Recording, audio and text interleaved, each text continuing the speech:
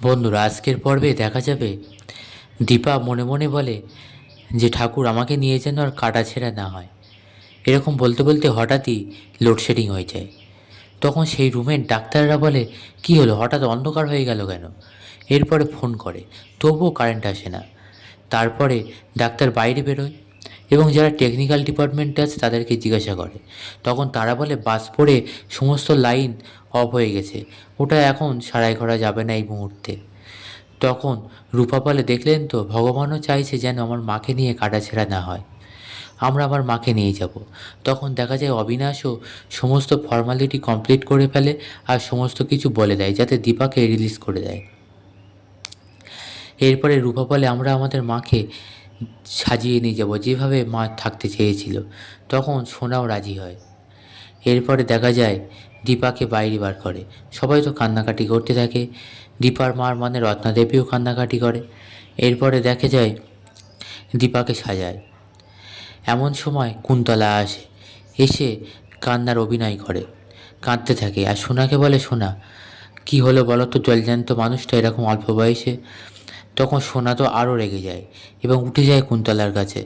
তখন কুন্তলা বলে, তুমি ভেবো না, দীপা নেই তো কী হয়েছে, আমি তো আছি।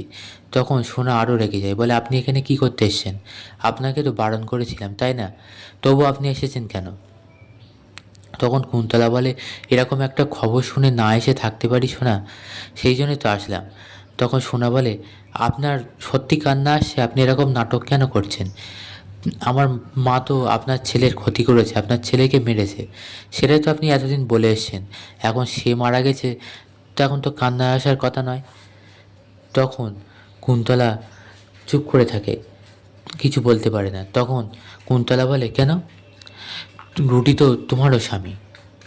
তখন সোনা বলে, হ্যাঁ আমার স্বামী, তবে তার সাথে আমার কতদিনের পরিচয়? 20 দিনের, তাও তো এরকম একটা পরিবেশে। আর উনি মানে আমার মা, ওনার সাথে তো আমার 20 বছরের সম্পর্ক, তাই আপনি আর আমি এক না, আপনি এখান থেকে যান বলে কুন্তলাকে হাত ধরে সরিয়ে দেয়। তবু কুন্তলা যেতে চায় না। এরপর ধাক্কা মারে, কুন্তলা নিচেই পড়ে যায় মেঝে। আর সোনা বলে, হ্যাঁ দেখেছেন তো, ওটাই হচ্ছে আপনার জায়গা, এবার ওখানে বসে যত নাটক করবেন, কুমিরের কান্না কাঁদবেন, ওখানে বসে কাঁদুন। এরপরে সবাই যাওয়া আসা করে, কুন্তলার হাত পা চটকে যায়। কুন্তলা বলে, কি করছেন আপনারা? এদিকে দেখা যায় দীপাকে সাজায়। এরপরে অনুজা বলে, এবার দীপাকে তো সিঁদুর পরাতে হবে। সূর্য আগের কথা ভাবতে থাকে, তাদের বিয়ের কথা আবছা আবছা মনে পড়ে, আর সেই ঘোরের মধ্যে দীপাকে সিঁদুরও পরিয়ে দেয়। তারপরে যখন হুঁশ ফেরে তখন বলে, এটা আমি কী করলাম, আমি দীপা ম্যামকে। তখন উর্মি বলে, দাদাই আপনি হচ্ছে আহ, করে ফেলেছেন এটা, আপনি দীপা ম্যামকে খুব শ্রয় করতেন তো, মনে মনে ভাবতেন তো, সেই জন্য। আর উনি তো আর নেই, তাই ওতে কিছু হবে না। এরপরে দেখা যায় যে দীপাকে বাড়ি নিয়ে যাওয়ার কথা হয়।